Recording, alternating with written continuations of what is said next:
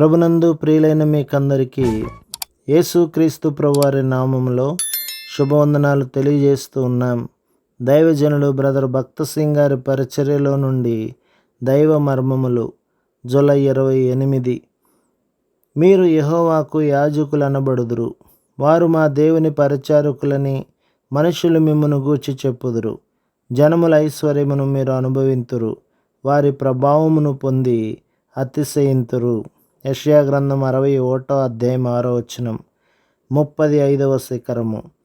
దేవునికి మీరు యాజకులుగా నుండగలరు. యాజకునికి రెండంతల ఆధిక్యతలున్నవి. ఏ అవసరము కొరకైనా దేవుని యొద్దకు వెళ్ళి మొరపెట్టవచ్చును. రెండవది, దేవుని వర్తమానమును ప్రజలకు ప్రకటించుట. యాజకుడు దేవుని సన్నిధిలోనికి వెళ్ళి ఇతర ప్రజల అక్కరల నిమిత్తమై కూడా వర్తమానము కొరకు కనిపెట్టవచ్చును. విశ్వాసులే ఇప్పుడు దేవుని యాజకులై ఉన్నారు. ఏ సమయములోనైనా ఎట్టి అవసరత కొరకైనా దేవుని సన్నిధిలోకి వెళ్ళు హక్కు విశ్వాసికున్నది. ప్రభువైన యేసుక్రీస్తే మన మధ్యవర్తి అయి ఉన్నందున మరి ఒక మధ్యవర్తి మనకు అవసరము లేదు. దేవుని యాజకులమై ఉన్నందున అట్టి స్వేచ్ఛ మనకివ్వబడి ఉన్నది. హెబ్రీ పత్రిక 10వ అధ్యాయం 10వ వచనం. పాపములో జీవించుచున్న వారి పక్షముగా ఆత్మీయముగా దేవుని యాజకులమైన మనము దేవుని సన్నిధిలోనికి ప్రవేశించి వారి అక్కరల విషయమై విజ్ఞాపన చేయు ఆధిక్యత మనకున్నది. దేవుని కృప ద్వారా మనము రక్షింపబడిన తరువాత మారు మనస్సు లేని స్నేహితుల కొరకు మనము ప్రార్థించవచ్చును.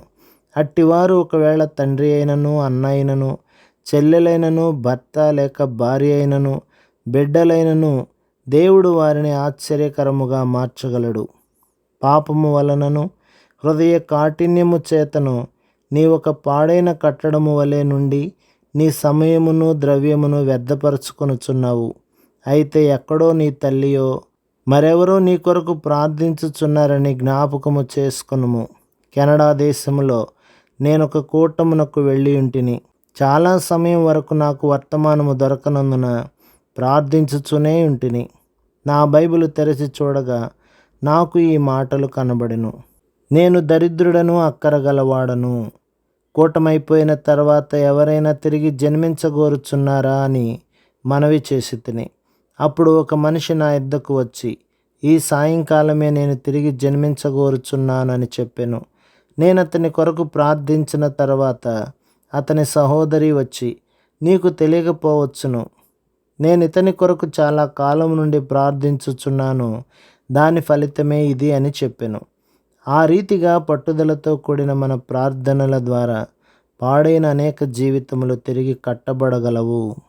ప్రభు మిమ్మును, మీ కుటుంబమును, మీ సంఘమును దీవించి ఆశీర్వదించునుగాక. ఆమేన్.